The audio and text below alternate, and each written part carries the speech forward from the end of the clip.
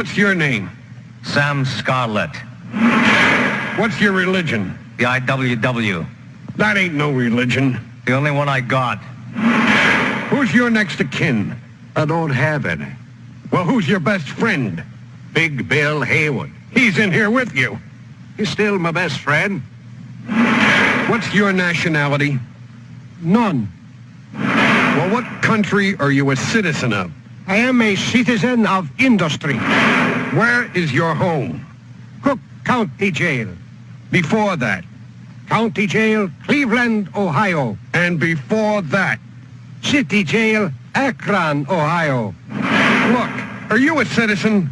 No, I'm an industrial worker of the world.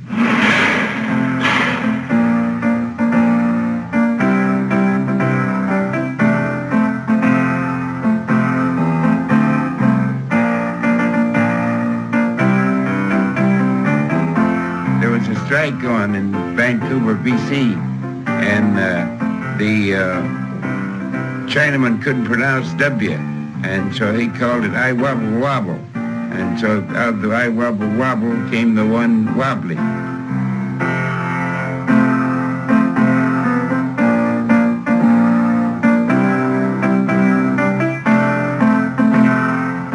one who was a working man could not be denied membership for any reason, as long as he was an actual wage worker, race, creed, color,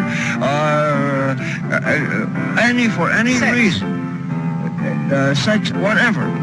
If he was an actual wage worker within the industry, he was entitled to membership.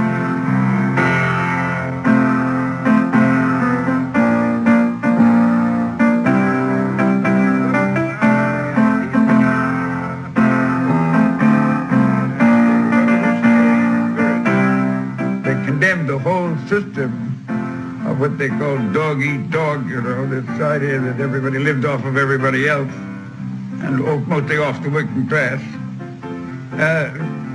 When they voiced these ideas, of course, they upset people, and people were just upset with those words. IWW was a fear phrase for 10 or 15 years in the United States.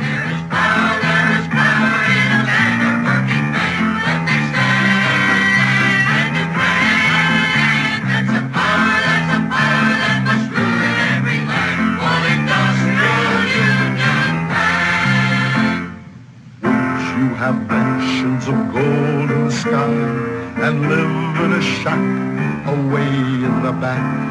Would you have wings up in heaven to fly and starve here with rags on your back?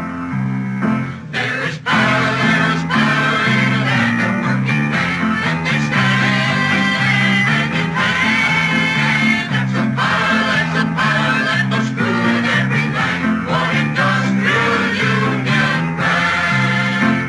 If you've had enough of the blood of the land, then join in the grand industrial band. If for a change you have eggs and ham, then come do your share like a man. There is power in a land of working men when they stand hand in hand. That's a power that was through in every land for industrial union brand. Come all ye workers from every land, come join in the grand industrial band. Let be our share of this earth shall we man. Come on, do your share like a man. There is power in a land of working men when they stand hand in hand. That's a power that was through in every land for industrial union brand. The IWW stood for Industrial Workers of the World. Work, good wages, and respect. That's what they wanted for the workers. To be people, not nobody. See those three letters, I, W, W, I, industrial work of the world. And the union, this IWW, he would try to organize all workers into one union. You know, a lot of their slogans put out used to tickle me. One they used an awful lot was trust in the Lord and sleep in the street. Another one was Jesus saves the willing slaves. I remember some of them yet. We'd plaster them all over the country, little 2x4 stickers, you know, or gummed on the back. You just wet them and stick them up all over. There is power in the hand of working men when they stand hand in hand. That's a power that must rule in every land. One industrial union plan. At the turn of the century, America was changing rapidly from a basically rural society to an urban industrial one. The completion of the great railroads from coast to coast signaled the end of the frontier. The population had increased 5 times, from 12 million to 60 million.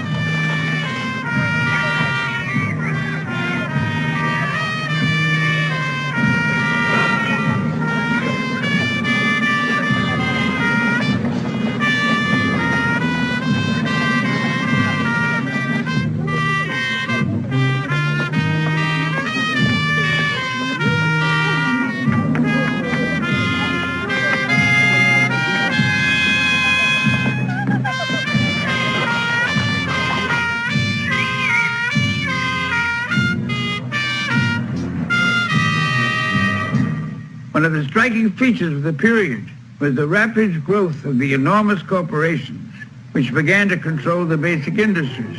Largest among them, Rockefeller Standard Oil and Carnegie's U.S. Steel Corporation.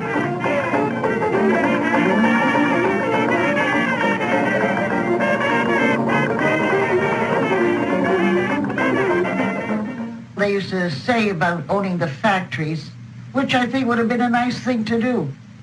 We would have all worked happy, got the profits for ourselves, which would have been nice instead of one man or two. What was wrong about that? They didn't talk really bad. They were telling the truth. Who wouldn't like it like that? While the others are making millions and you're making nothing. Any man who pays more for labor than the lowest sum he can get them for is robbing his stockholders.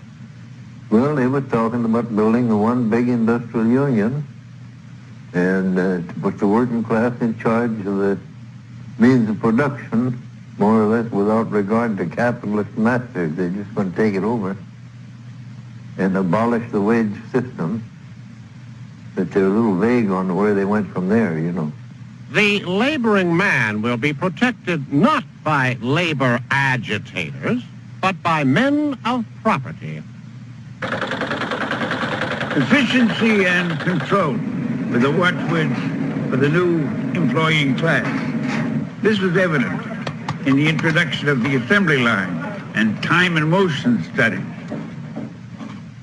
One class owns the industry and does not operate them. Another class operates them and does not own them. One of the events that certainly struck a young man was the industrial warfare, the strife between capital and labor, and workers and employers.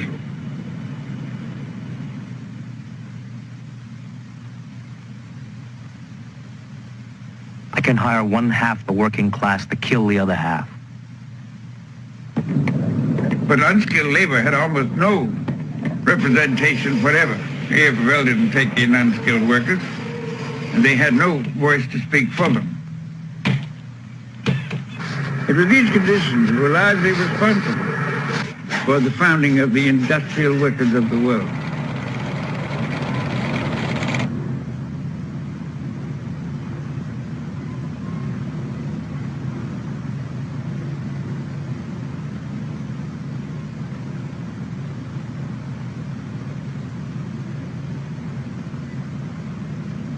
I remember reading of the founding convention of the industrial workers of the world which took place in Chicago in 1905, and headed by men who were already well known to newspaper readers.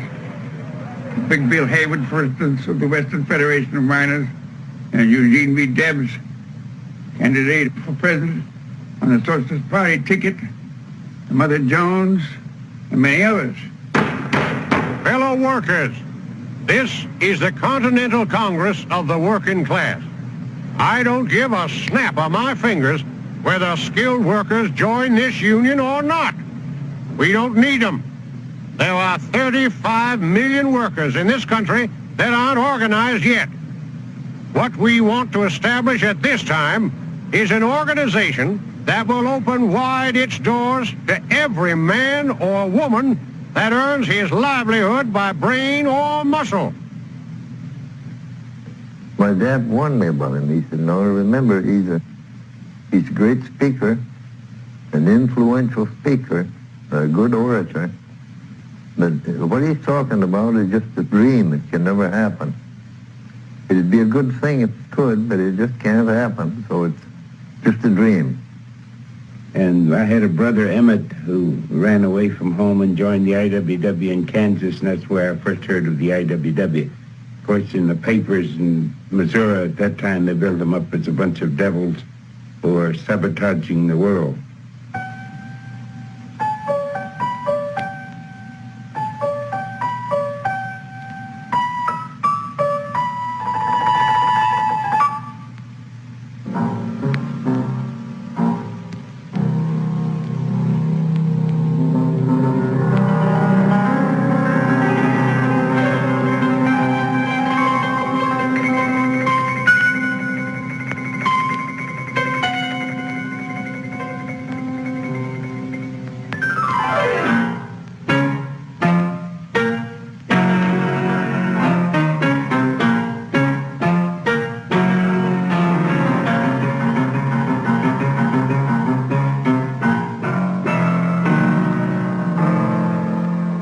I tried to sign up in 1914, but I could never catch a delegate with any supplies. I tried again in 1915. I had been a member of the Socialist Party of America previous to this, and had taken into mind our free speech fight.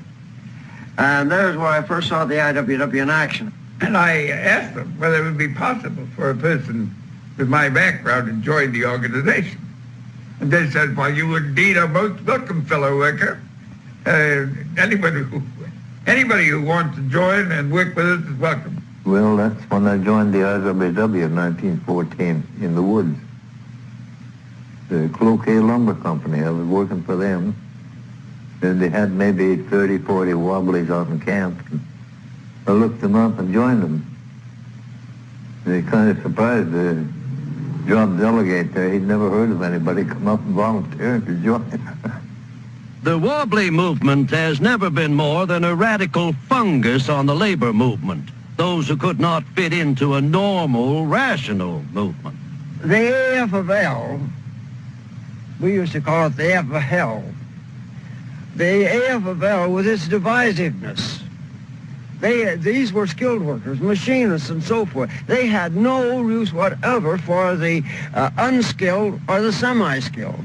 The IWW set out because it was its reason for coming into existence was that the evolution of modern industry had made this craft system, which once upon a time was reasonably germane to the facts of industrial life, it had made it obsolete. It just didn't fit modern industry.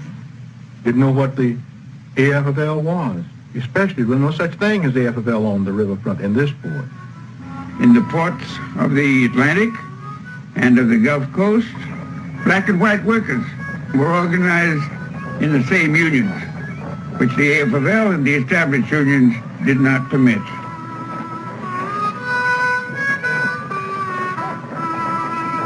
Well, we were on the farm, and conditions were just bad.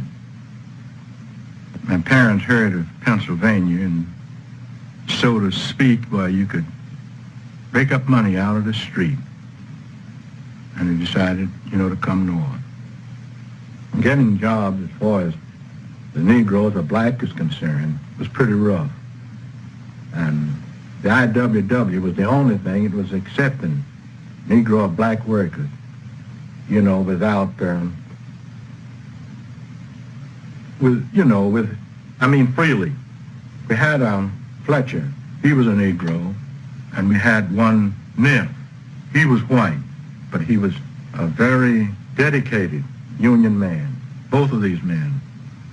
We would have our pep talks and whatnot, and Fletcher, after he make a speech or something or other, solidarity, all for one and one for all.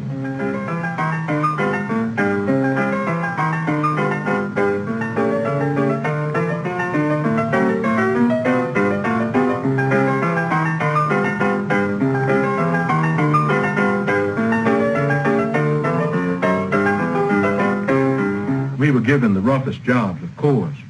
We would have a rough job even on deck. And if a white came along, why, I didn't have no job. I had to go back to something else. The work was so rough, we had to use hand trucks, and two men would load that truck, freight. We'd have to truck it over very rough floors to the side of the ship to be loaded. We worked 10 hours. People were getting hurt, one after another. Just going to the hospital, we had no medical safety rules or anything like that. When the contract ran out, we'd go in for a contract, nothing doing. We had to go out on strike. The results of that, while we were on strike, people were transported from different parts of the country to break strike. Some would be having, guns as same as they were the law, and they would be these vans going down. They would be escorted by police escorts on motorcycles. And a striker would have as much chance before the strike breakers as a rabbit would have before a gunner.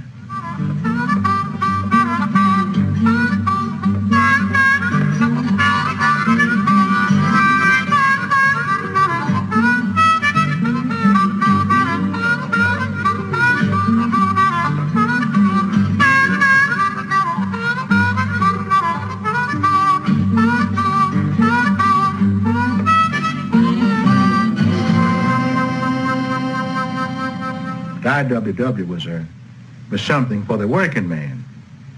It didn't make any difference who you was, what kind of work you did. They was out to organize all working people.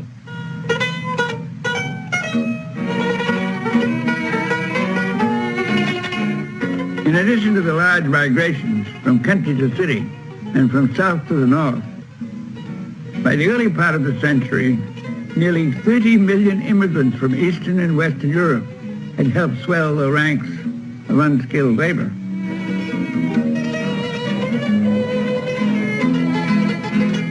The trip while we were in the steerage, big room, a lot of people there, all their belongings on the floor, little kids running around. Oh, the noise was, I was little, I was only 5 years old, but it was terrible.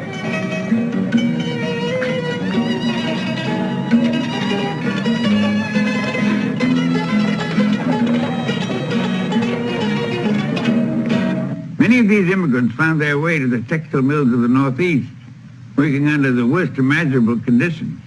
Low wages, unsanitary housing, long hours, little education.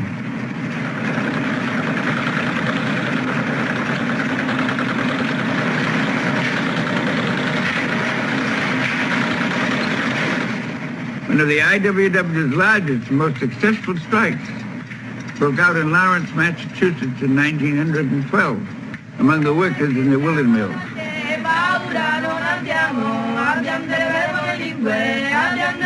Giuseppe, did you get the right page? No, what about you? È short. Short page. Shut it down. Sì, Tagliate le cinghie, tagliate le cinghie, fermate le mani. I nostri figli e ben ci difendiamo. La Lega crescerà. I was on the spinning room, and this bunch, they come upstairs and they stopped the belt from the machine. They cut them, and they told us to get out and go home, so we stayed out.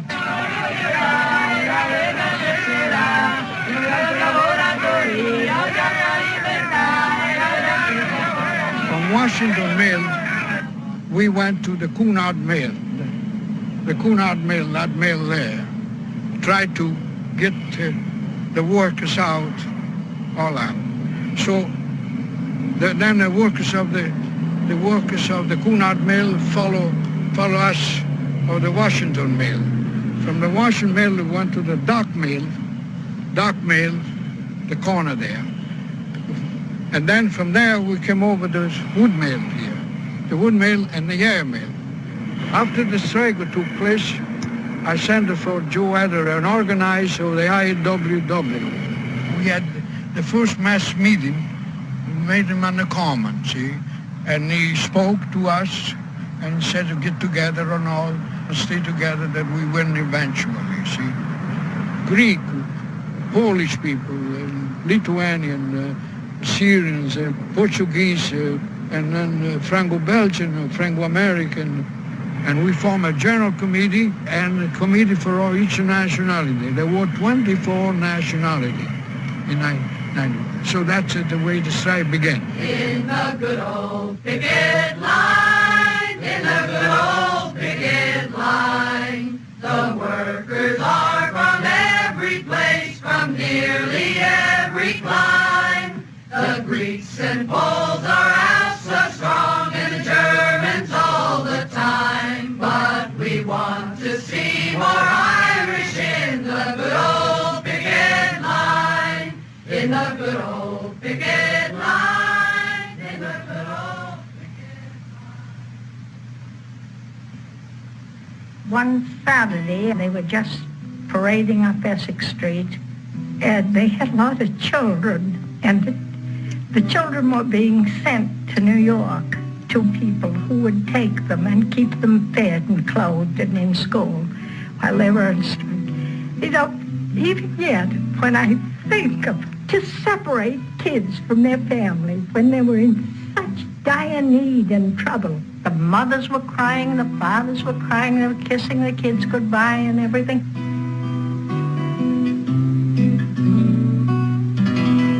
And we had 2 soup kitchens. And then we feed all the people who want to eat. And then we buy food and we distribute the food, the macaroni, beans, bread, and so on, and we give it to the people as much as we can. You understand? And that was my job, to take care of that. Oh, it was hard strike, all right. It was hard strike, you see. Well, you know, we had the militia come over. Our company of militia went down to Lawrence during the first days of the strike. Most of them had to leave Harvard to do it, but they rather enjoyed going down there to have a fling at these people. Orders were not to shoot until it was absolutely necessary, but then shoot to kill. Many heads were cracked open this first week, but not $1 of damage was done to any of the mills guarded by the soldiers.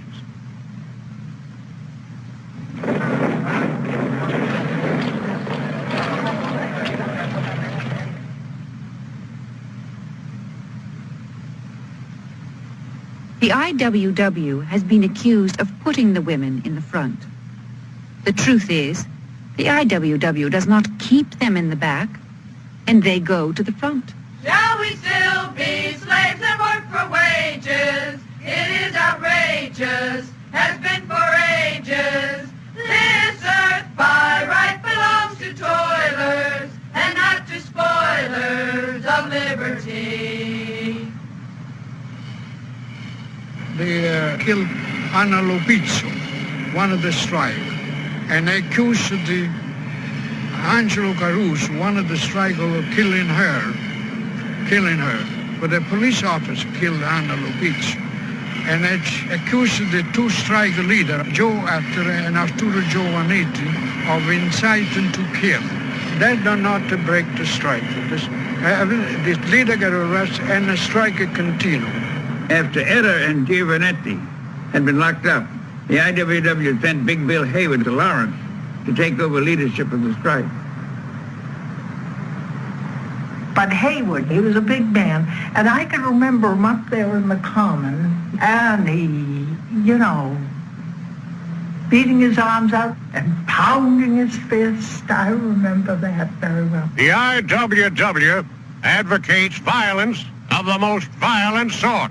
Violence that consists of keeping our mouths shut and our hands in our pockets. In doing this and staying on strike, we are committing the most violent of acts, cutting off our labor.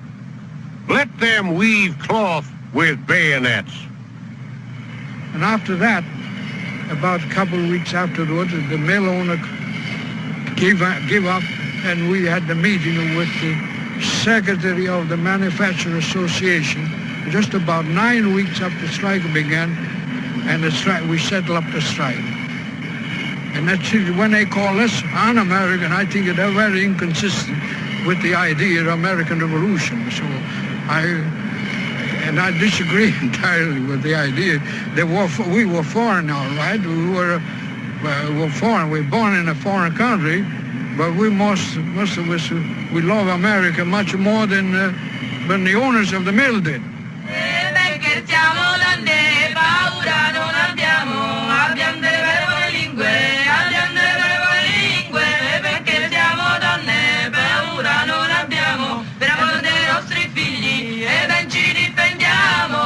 When the strike was over, the business people alliance gave us a banquet to the strike leader. Yeah, and I remembered we had a soup kitchen, a chicken soup, and that's a wonderful soup. And I'm making now myself. We like that sort of a chicken soup. Is everybody very happy? Oh, everybody, all the strike was happy. The strike was happy, and the community was happy too. That was all over, and it was a much better condition, the city, and after the strike. Yeah. A year after the Lawrence strike, another strike broke out in Paterson, New Jersey, in the silk manufacturing center of the country. But this time, despite the strike's solidarity and endurance, they were defeated in their demands for the 8-hour day and higher wages. Conditions, they are bad, and some of you are sad. You cannot see your enemy, the class that lives in luxury. Your working men are poor, will be forevermore, as long as you permit the few to guide your destiny. It was one of the girls, my girlfriend, that I had met at a Wobbly picnic, and we both went out to look for a job. We would take jobs in unorganized factories, try to organize them. And of course, as soon as they found out, no one suddenly, they didn't know how it happened. We looked such innocent young girls that they never thought that we were capable of, of even believing in a union. And we did. And conditions became worse and worse. And there was only one thing to do. You either had to just stop living or become a rebel. And that is when the IWW came in.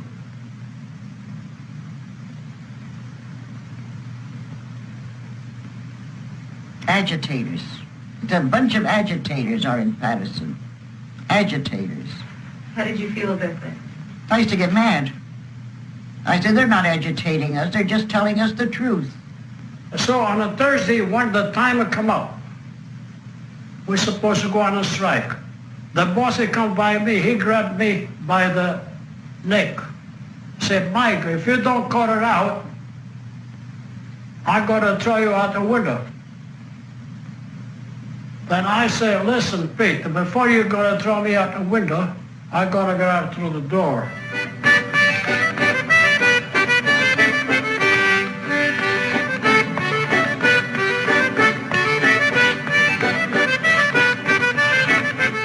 So on the way out, we met so many other people. All the factories were coming out and pouring out. And we all walked to Turnhall, where we held the meeting. And as we were there, then our organizers came in, the IWW. Tresca, Elizabeth Gurley Flynn, Patrick Quinlan, Haywood. Beautiful people. They were so wonderful. They gave us hope. You know, they just made us feel as though we were going to change the world. And Girlie Flint, she was beautiful. And once she held a meeting for us, all girls, all women. And she said, would you like to have soft hands like your boss's daughters? We said, yes. Would you like to have pretty dresses like your boss's daughters? Yes, but you can't have them. So we got mad again. We didn't think that was fair. We worked, and their daughters didn't work. There are women of many descriptions in this queer world, as everyone knows. Some are living in beautiful mansions and are wearing the finest of clothes. There are blue-blooded queens and princesses who have charms made of diamonds and pearls. But the only and thoroughbred lady is the rebel girl. They used to say that we deserved a better life. And in fact, they used to say all the workers have a beautiful place. That's the way they used to tell us, you know. We used to be there listening. Say, we have music, good food, beautiful companionships. And we went for it. Who wouldn't? No? I was always on the picket line. Every day, every single day. But then the cops would come. And then they would start chasing us, swinging their clubs. They didn't care who they hit. Imagine on horseback to come after us. You had no chance. A lot of strike, they had a lot of cracked heads, a lot of strikers. But anyway, we give and take. The cop tried to hit us, then we hit him back. The strikers that they used to pick up every day was comical in a way. Picking them up, bring them to the jail. In fact, once I was arrested, the judge was sitting up there, and we had one cop on each side of us. And one cop said, you know what she called me? A GD snake. I looked up at the judge and I said, Your Honor, I don't use that kind of language. So he looked down at him and he said, case dismissed. And see that you understand right the next time. See that you understand right from now on. The week after, the other cop tried to date me out. It's true. That's really true. What'd you say to him? I said, I'm sorry, but I don't go out with cops.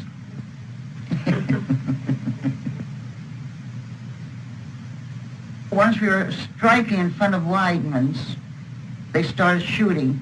One man was on his porch holding his baby. He was shot. He had 5 children. Oh, gosh, what a big funeral that man had. Everybody crying.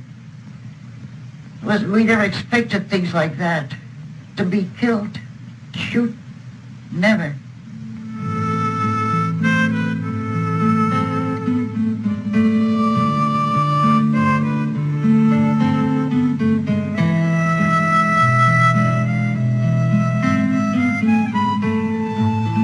Well, the strike and poverty, because don't forget, it was 5 months.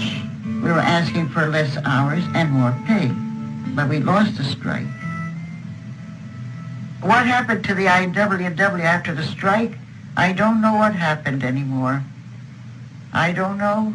I never heard anything anymore. That hurt me because I thought for sure they would take over to be our union people. That's what I was looking forward to. In the West, too, the IWW spread perhaps even more conspicuously than it had in the East.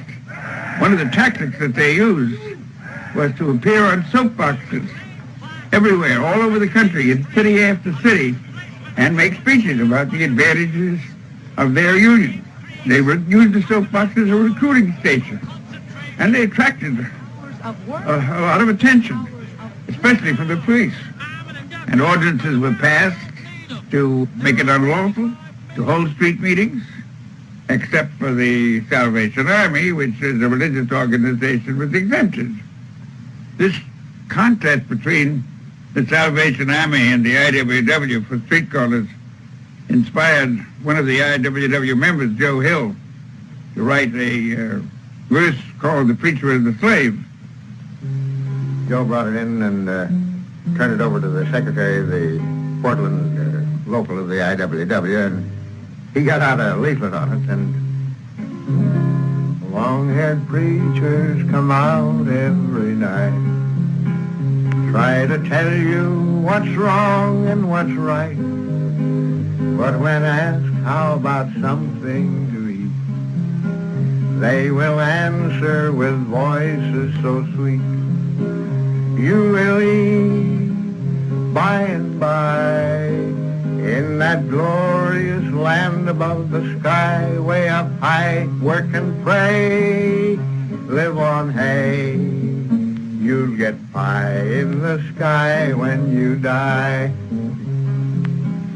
And the Starvation Army they play, and they sing and they clap and they pray, till they get all your coin on the drum.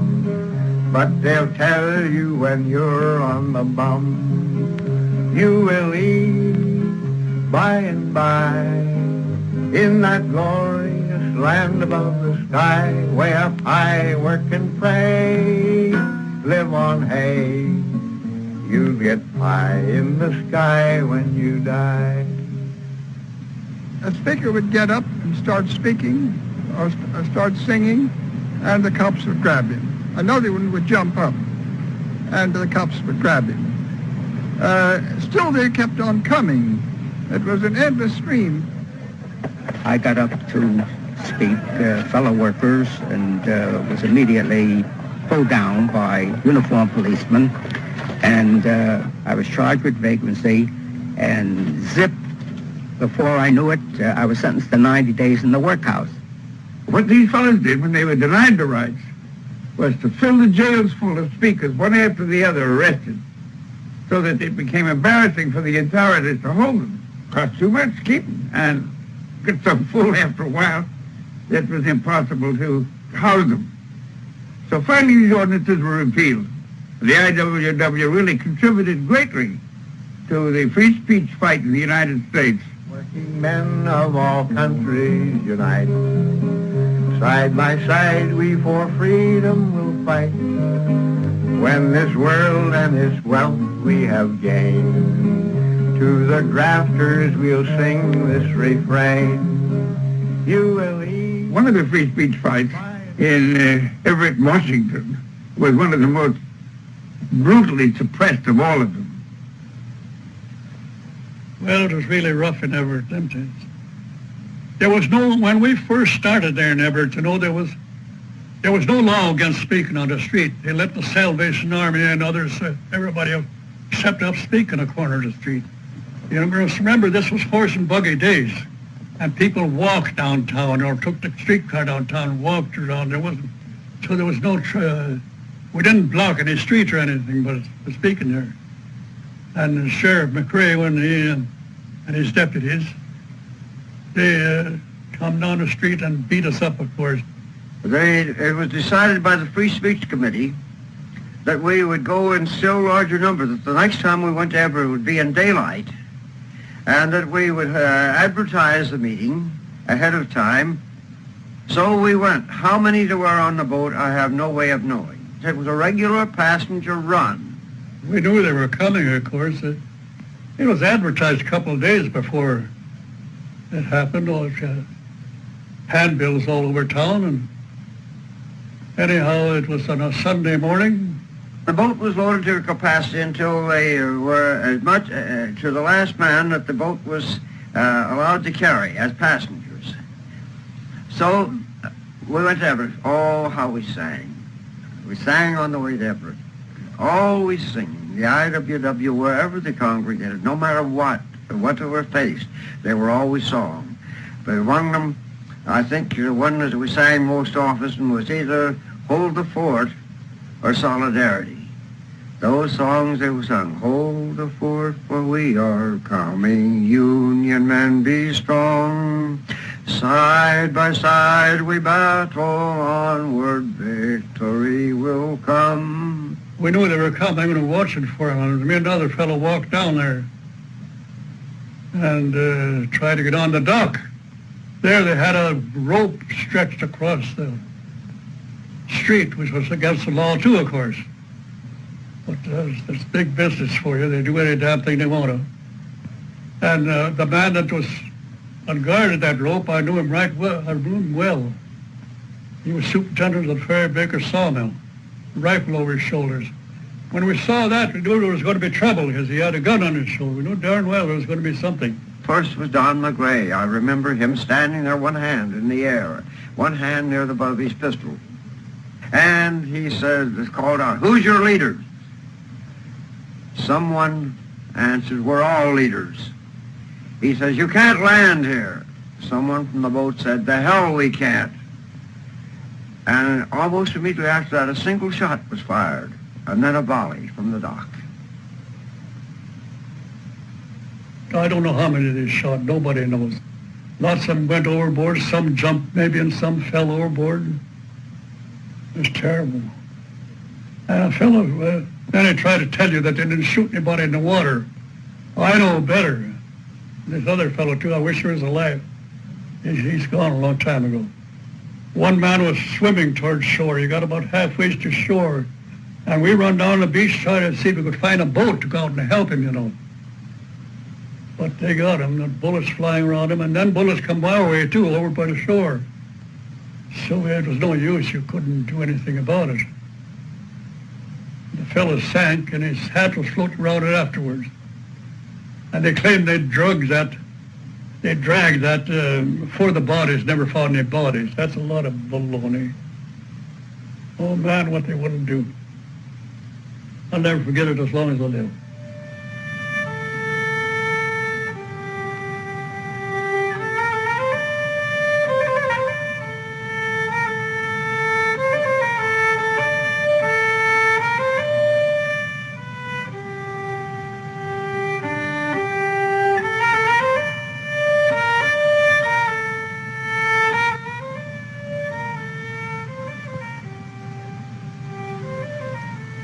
Those Wobblies who weren't killed or wounded were arrested and charged with murder. Later, all these charges were dropped. However, the events in Everett proved to be almost a declaration of independence for organizing the loggers of the Great Northwest.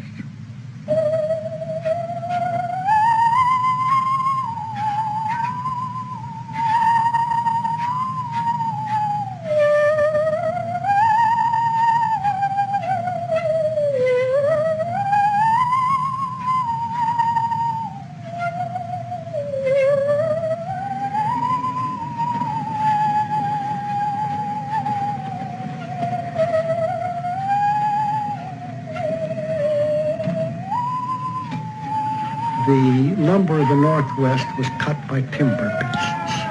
And there was a saying that you could smell them before you could hear them, and you could hear them before you could see them. A shanty man's life is a wearisome one, although some say it's free from care.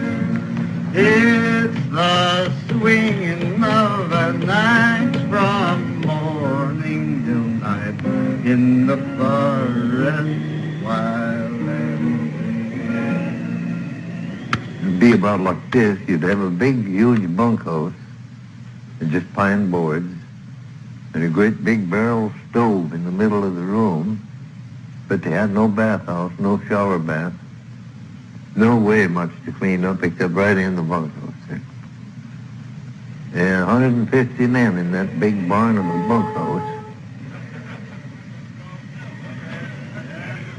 And it was rotten food, and afraid that the bindlesmiths would carry off the plates. They nailed the plates down to the table and washed them out with a hose after they got through eating. That was the only washing that they got. Grub was not too good. I guess they thought the cheapest kind of grub they could get. Bunkhouses, no mattresses.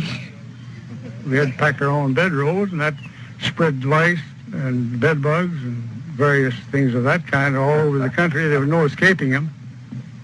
7 times major bones broken and 7 times in the hospital. Arms broke, legs broke, ribs broke. One time I had the guts all squeezed out of my tail end. The log rolled on me. So I had that cut off in the lumbering accident in the small head rig at Chemult, Oregon. Wallace Waite was our walking boss, and hell was to pay when he got cross. He tries his best his men to kill, crying coming down heavy on the old dust hill. Roll, you tigers, roll. Roll, you heroes, roll. Let's roll all day, no sugar in your pay, while you're working on the Waite boys' rollway. Sometimes organizing, you'd run into a mess of trouble. Like I went into a logging camp down the lower Columbia River. But I remember I was Crown Willamette, and it could have been Deer Island now, I don't remember. But anyway, one of them, there was only about 6, 7 Wobblies in camp, or maybe 10 of them. And I thought that camp needed some organizing, and I goes in there and got started one day. I was 7 chauffeurs. Started to work on the rigging crew. Come in that night, somebody had stole to the superintendent. He come at me with a double-bitted axe, hollering at me, "Get out of here, you red, commie, wobbly bastard." He run me clear out of camp. And I didn't like the looks of that double-bitted axe, so I just kept going, you know. But later we got the camp organized anyway. So it didn't make any difference. We finally got him. That may have been one of the reasons why the lumber companies were so worried about all these little people, you might say, that were out organizing. They were not paid organizers. They were not professionals or anything. They were just lumberjacks. They begin to send out what they call job delegates. They develop that technique. A man would be given a certain number of union cards, credentials, a number of constitutions, and always, but always, a little red songbook. A number of copies of the little red songbook would go along. I met him in Dakota when the harvesting was o'er. A wob he was, I saw, by the button that he wore. He was talking to a bunch of stiffs in the jungles near the tracks.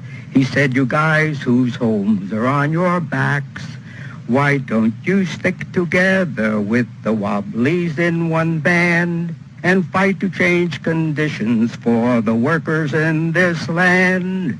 When you wear that button, the Wobblies' red button, and carry a red card, no need to hike, boys, along this old pike, boys, every Wobbly will be your pard.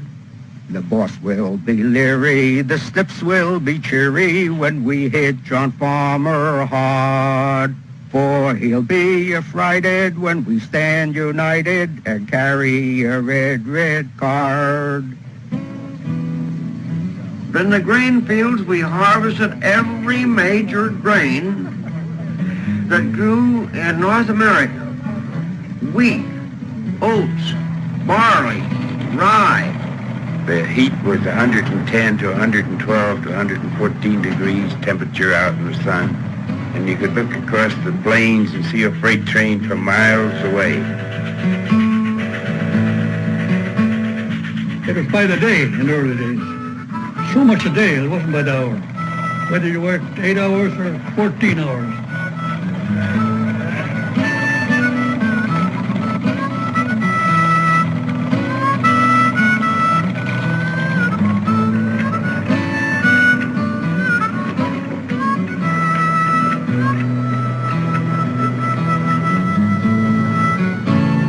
We got to the harvest field, up to within a few days before the harvest started, we were unwanted. Anytime you pass through a large city, and their jails were getting emptier than they wanted them to be, and they saw a stiff, as we called ourselves. They saw a stiff who's more likely to throw in there, because who cares? See? So when they wanted their jails filled for brutal purposes, or if there was a county road to be built with free labor, the chain gang awaited us.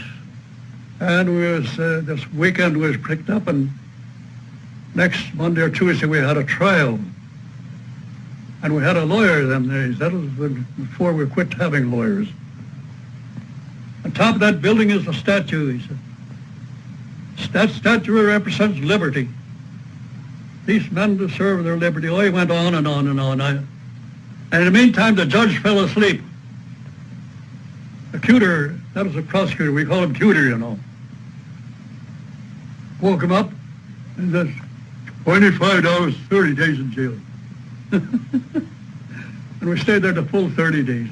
I had a job once threshing wheat, worked 16 hours with hands and feet. And when the moon was shining bright, they kept me working all the night.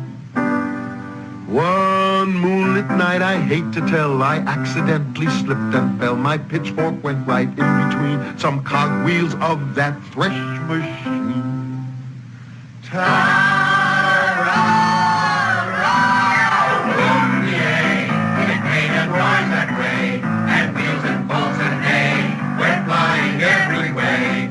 Stingy roof said, well, 1,000 gone to hell, but I didn't sleep that night. I needed it all right.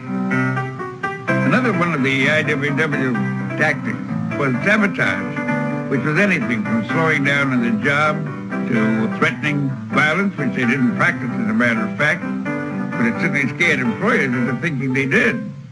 If freedom's road seems rough and hard and strewn with rocks and thorns, just put your wooden shoes on pard, and you won't hurt your corns. To organize and teach, no doubt, is very good, that's true, but still you cannot get along without the good old wooden shoe. The wooden shoe is a symbol of the Sabbath.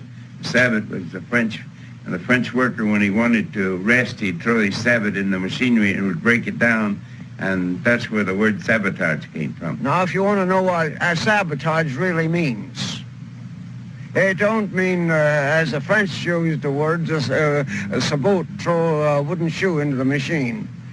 Nor did it mean burning down sawmills. For what is the reason, what would be the sense in burning down your source of employment? What did sabotage mean? The conscious withdrawal of efficiency.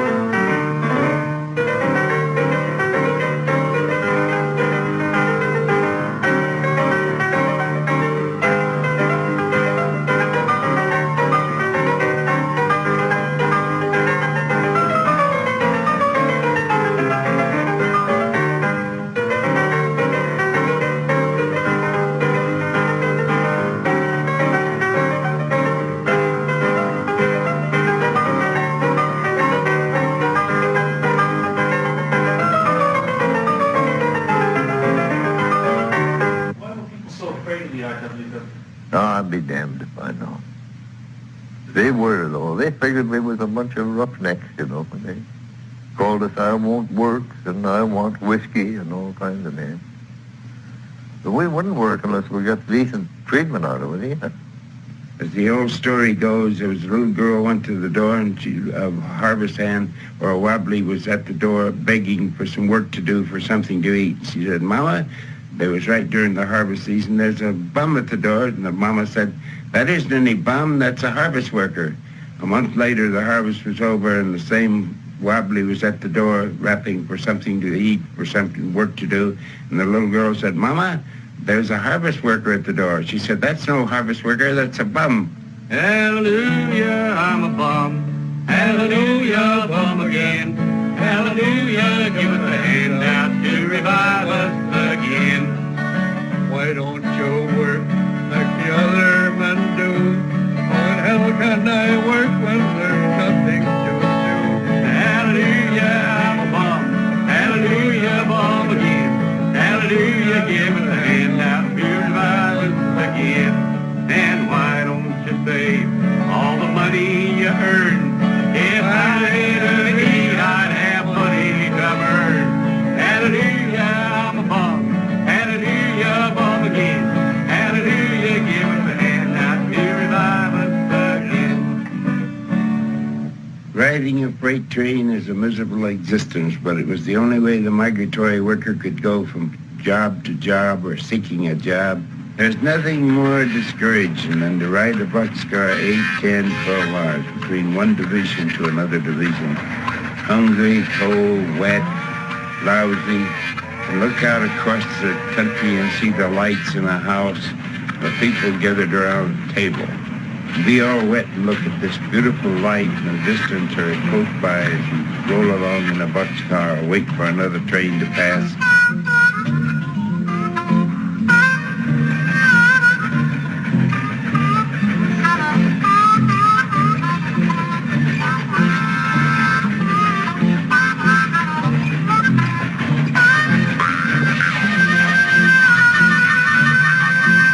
The migratory worker is the most remarkable body of men that could ever be developed on any planet. A job, a big job, a bridge is to be built. As it becomes known that this big job is going to take place, men of the various skills from the remote corners of this country will come to that job. In those days, we had to fight the railroad crew. They were petty racketeers.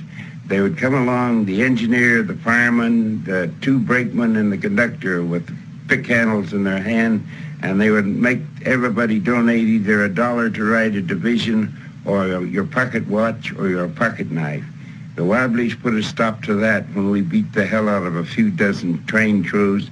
They got the message real quickly that they weren't going to shake us down in order to ride a train crew. I wanted to have the experience of bumming a ride on a freight train because I'd heard so much about it. And the IW boys traveled that way. So I did take a freight train from Chicago to St. Louis. And I had to show the IWW card to get a ride. The trainman would not accept you without one. So they have a lot of trouble with hijackers. The hijackers would start at the back of a train and rob the people and unload them. They were particularly looking for organizers because they might have $1,000 or more of funds, organization funds in a satchel. So they were in great danger to the organizers. So they organized this flying squadron. I was elected to the flying squadron. Our job was to get the hijacks. The hijacks would come in. They'd generally work in 3 and 4 together, all armed with 38s or 45s, mostly 38s, and they'd stick up 100 harvest hands in a boxcar. They had a rope ladder that they come down over the top with and into the freight trains, and if somebody got a little smart with them, they would give them a push and the train would be going 30, 40 miles an hour, and they would fall under the freight train and be ground to bits. That was known as greasing the rails, and it was quite a common factor. We took the hijacks, many of them, and we took a gem razor blade and cut IWW, I on the forehead and W on each cheek, and put permanganate potassium into it, and it marked them up. We were rebellious slaves. Got to get that in. We were rebellious slaves, and there is no more heinous or no more dangerous criminal in the world than a rebellious slaves, and that's what we were. Oh, we hate this rotten system more than any mortals do. Our aim is not to patch it up, but build it all anew. And what we'll have for government whenever we are through is one big industrial union. Hooray, hooray, we're gonna paint it red. Hooray, hooray, the way is clear ahead. We're gaining shop democracy and liberty and bread with one big industrial union. We were on strike against Stone and Webster in Concrete, Washington. We were building a dam and tunnels for the city of Seattle, and it was miserable.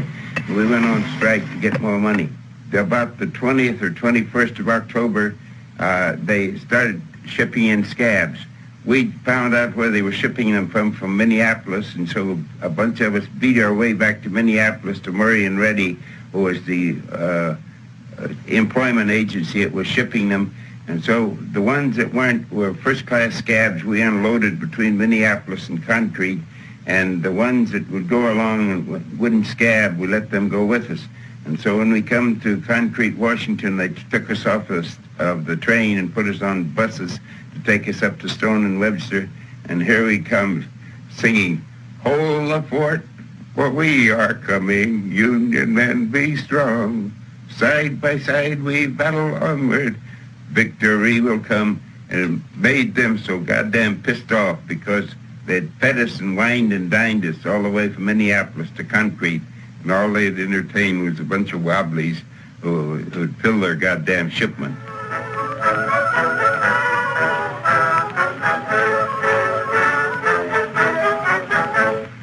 Johnny, get your gun, get your gun, get your gun. Take it on the run, on the run, on the run. Hear them calling you and me, every son of liberty. Hurry right away, no delay, go today. Make your daddy glad to have had such a lad. Tell your sweetheart not to pine, to be proud her boys in line. Over there. Well, lots of them went in the army. We were drafted. We didn't take any stand as an organization. We left it to the individual. Of course, we was against war, most of us, not all of it. But we didn't tell anybody what to do. They do the damn piece. Say a prayer, send the word, send the word. Socialist in the trenches, I'd laugh every time I remember him. He asked a guy why he was over there. He said, well, England, France, and Italy, they all owed us money. He said, bullshit, they never owed you a friggin' nickel, and I'll prove it. So he said, come on, and he started down the trench, asking everybody, does England, France, and Italy owe you any money? Hell no. And everybody said no, you know.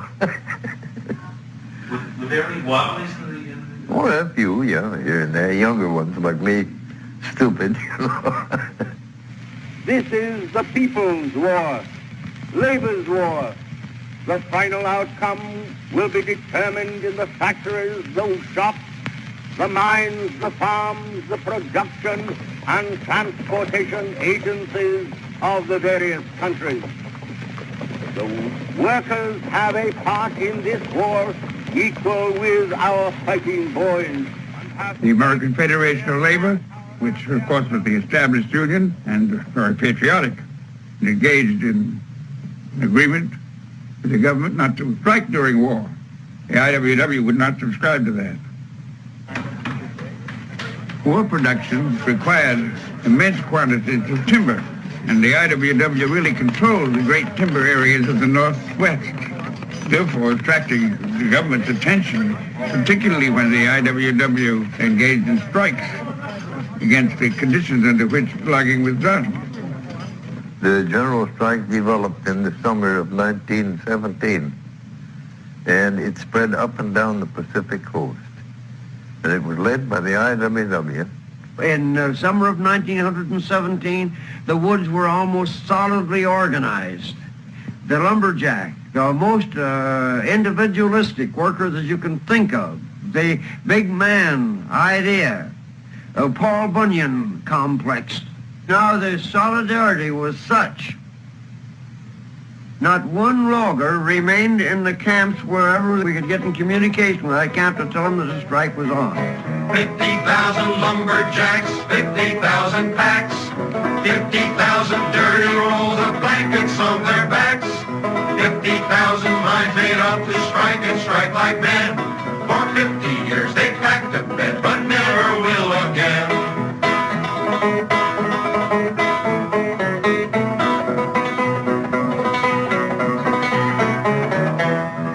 They tried every way to break up the strike. They sent soldiers in there. Soldiers that never had an axe in their hand. They didn't know they get lost if they walked around a big stump. They organized a spruce division. That's the way they used the army as strike breakers. They called them the Loyal Legion of Loggers. We called them the lousy, long-legged loggers. Wave the flag with one hand and rob you with the other.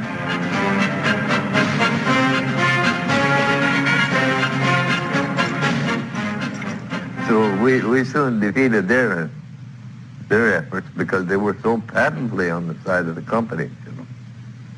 Sometimes the superintendent of the mill would be president of the local. So the whole forces of the government, the army, whatnot, was set against the IWW, and frequently they would be taken and put into like stockades to lock them up. So the idea occurred to transfer the strike back to the job. The strike on the job, in my estimation, was the best tactic that ever came out of the IWW. Better than the sit-down strike later. Because the workers stayed on the job and got their pay, but they slowed production down sometimes 50%. And that soon brought the bosses to their knees, quicker than anything else ever did. One of the things they would do, they would work 8 hours. And everybody would walk off the job. The boss would, some of them would say, hey, we worked 10 hours on this job. Well, that's all right. We worked 8 today. We'll work 2 more for you tomorrow. The last of all to get in was warehouser. We were striking for the 8-hour day, and we got it.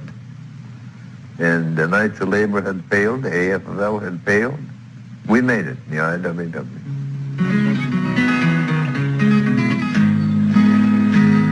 The town of Bisbee, Arizona, down in the dark of the Copper Queen mine. There's blood on the ore and the miners lie in the roads that never saw sun nor sky. Roads that never saw sun nor sky. In the town of Bisbee, you don't sleep easy. Often the earth will tremble and roll.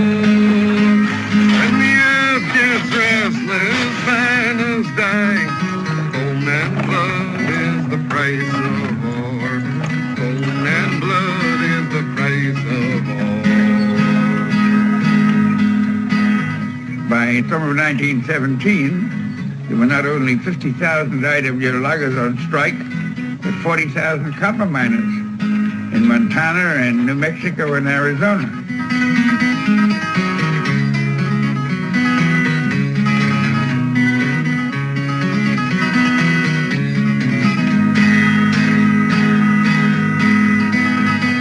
Town of Bisbee, Arizona, late in the year of 17.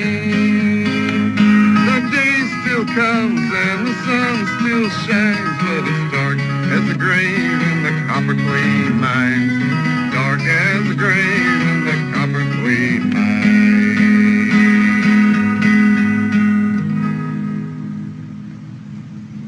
When I got up and looked out across the alleyway, I guess you call it, well, here was a fellow with a gun looking at a padlock on a bachelor's quarters. I know bachelors, a lot of bachelors in Bisbee those days. And there was this batch that had some cabins behind us, and this fellow was looking at this padlock and had this big gun. There was a bunch of people right this on Parker Avenue coming down towards me because I had to cross that street. And I said, man, what is wrong with it? Milan, what is wrong? What is it all about? You're not naked. bleeding. Oh, he says, we don't know nothing ourselves. There was boarding house up here. And they throw them 4 o'clock in the morning out of the beds and throw them in this line. Get! There was just like come from the sky at that moment, just like lightning or thundering.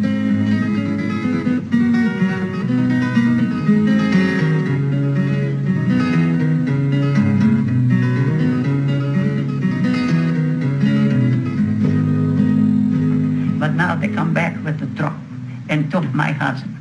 And my husband was spitting blood that day. You know how they get excited. Everybody would be asked, what? He said, you know how the people are. But we don't know. But then the truck come there, one of the pigs came, and they throw him on the truck. Didn't have shoes, tie, or hat, or nothing out of bed. And I asked our renter, we had a rent house down there. I says, my God, please, don't be so rough with him. I said, can't you see how he feels? He got killed the gun, you know, those long guns. Knocked it on the floor. We haven't got time. Get ready.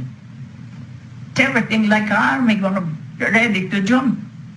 On the roof, there were a machine gun. They're gonna shoot if anybody gonna jump from train.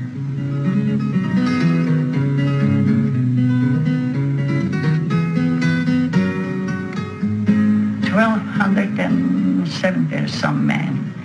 Boxcars, like a cattle. And then they take them down to New Mexico, to Columbus, New Mexico, without water, without anything. They kept them there for 24 hours without a drop of water in July. And they claimed it wasn't for the Army, being an Army camp there, and this Army officer feeding them men, that they would have been in bad shape. There was no water, no nothing there for them. They had no accommodation made at all for the men. They just dumped out on the desert like a bunch of animals. And they claimed after that Bisbee always paid 50 cents more a day than Butte, Montana, because the Phelps Lodge wanted to keep the Union out. We were accused of subversion. We were accused of being pro-German. We were accused of helping the Kaiser. The IWW goes on strike. He's helping the Kaiser.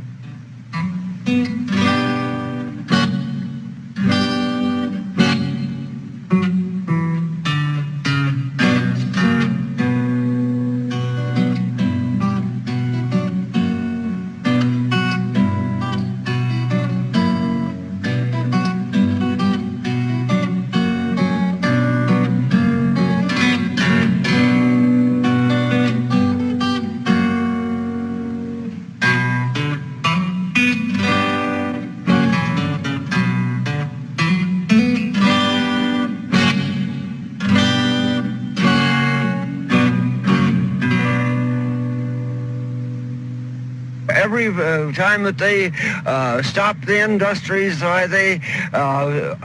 of our boys must die on the Western battlefield, and that was continually harped on through the press. The media took that up, and it was in there until everybody was convinced that a member of the IWW had a spear-headed tail and wore horns. Now, 1917 was a revolutionary time in world history.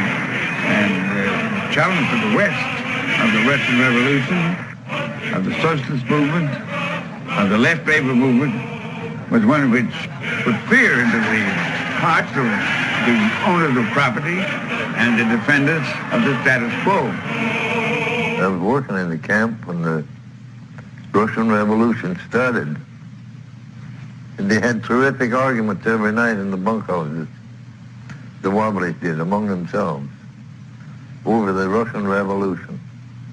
The chairman, he'd get up and open the meeting, and he'd generally bang a cork shoe on the table to bring everybody to attention.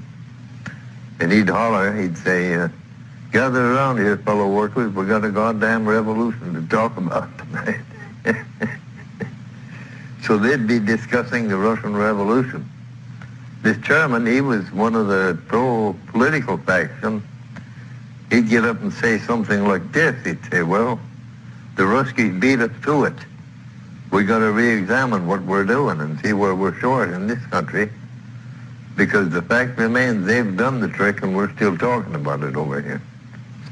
Then another one from the opposition side would grab him by the shirt and say, "Sit down, you big Hoosier, you don't know what you're talking about." So it was fast and furious and generally break up with fist fights, between the two factions. Between the anarchists and the communists, there were two of them were battling over the Wobblies in there. Well, after the communist movement came into being in 1917, on the world scene, that is, why, that split the Wobblies wide open. The IWW was weakened on two fronts at once, at the same time as they were being torn by internal conflicts. The hostility to the IWW for their efforts to improve their own conditions during the war reached a feverish pitch. The IWW was blamed for everything, and therefore the government moved against them.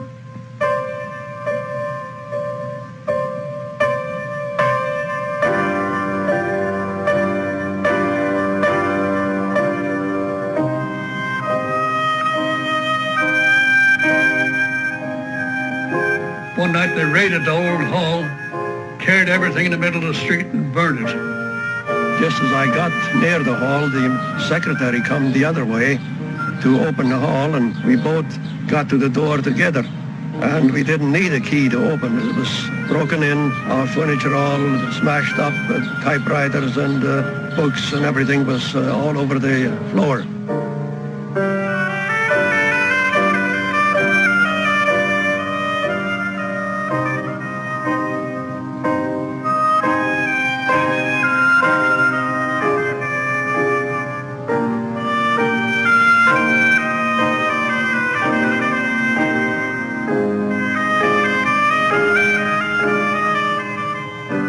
There were 3 trials in the IWW, I think 3 wartime trials, under the same kind of indictments.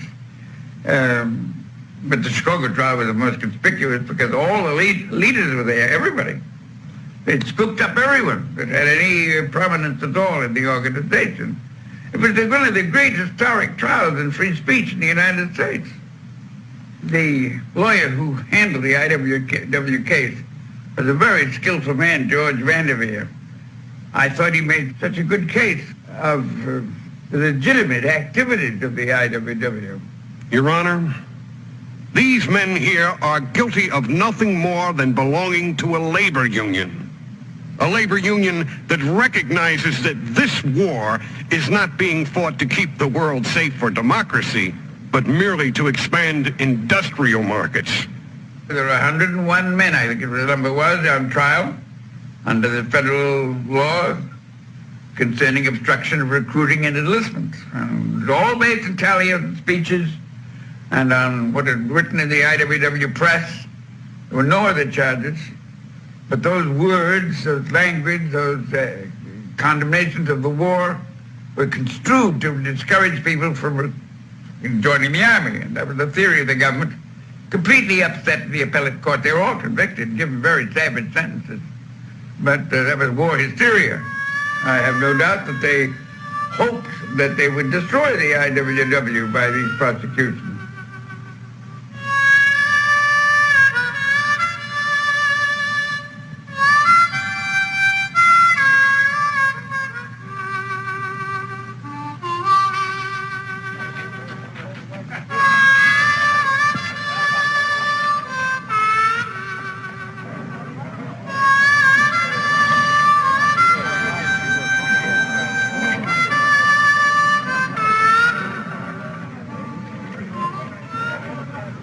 These men, they did serve time in prison for something that they jumped up on them and to get rid of them. And while they were in prison, that was one of the ways that they had of breaking up the IWW. Bill Haywood and others who were out on bail and on appeal had escaped the country. They'd gone to Russia, half a dozen of them. Which was a very tragic thing for the fellows that were left because they had to pay very high sums of money.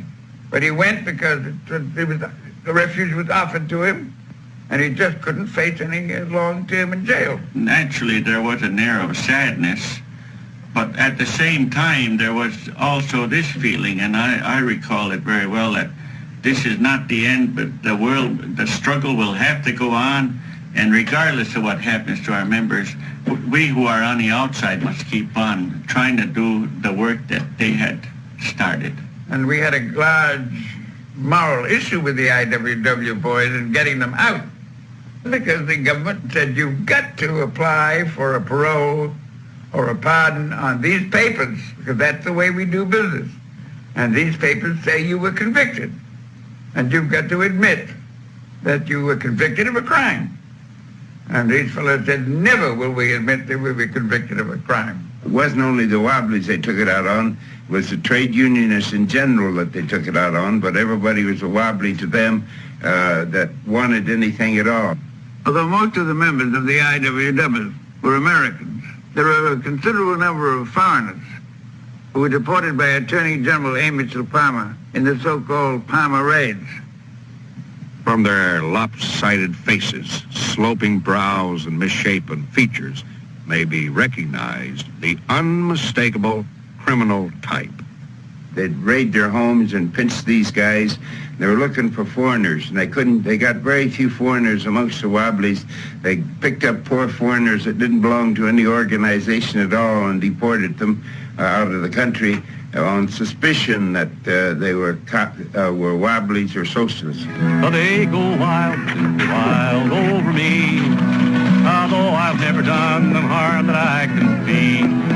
I'm as gentle as a lamb, but they take me for a ram. They go wild, simply wild over me. Oh, the cop, he went wild over me, and he held his gun where everyone could see.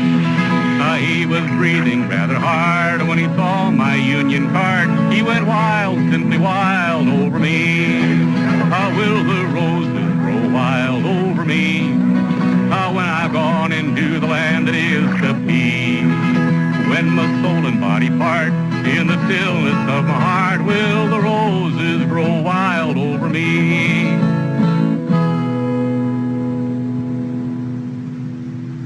By that time, already hundreds and hundreds of IWWs had been arrested elsewhere. That we kind of took an attitude, well, if you take, why don't you take me too? You understand? So we kept on organizing. Wobbly delegate, a fellow said to him after he'd written out a card to him, he said, what's this card entitle me to? He said, if they catch you with it, the delegate told him it entitles you to 2 to 14 years in San Quentin or Folsom. It was about 10 o'clock at night. I was still at the typewriter. Mrs. Steeling, my wife, had already retired, when there was a knock on the door, and there was a man who seemed to be well under the influence of liquor. And he had a piece of paper in his hand, and he says, are you Steeling? And I said, yes, you're under arrest. I was tried once by myself, and the jury disagreed, and then I was tried again in the fall with 2 other wobs that they had picked up, and convicted that time. It went to San Quentin November the 7th, 1923, the anniversary of the Bolshevik Revolution. And when did you get out? I got out in March the 7th, 1927. After I had been imprisoned and returned, and I still was under surveillance by the government, I could not be the same IWW that I was before. The IWW lingered on for several years after they had gone to prison, but it wasn't effective because we had several, to come along and tried to and did what they could, but the opposition, the odds were just against us. Thank you, Your Honor. Now, members of the jury, this IWW, these Wobblies, have been charged with conspiracy to violate the law by means of force. They pose as a labor union, taking orders from Mr. Haywood, a tyrannical sovereign who sends his messengers across the country to carry out strife and disorder. Make no mistake, Their purpose was to paralyze and destroy this country so completely that none of you would be safe. No value you hold sacred would be untouched. This government finally woke up and put a stop to the scheme that this trial has made absolutely apparent. And now it is up to you, members of the jury, to put the end to this plot by finding each and every one guilty as charged.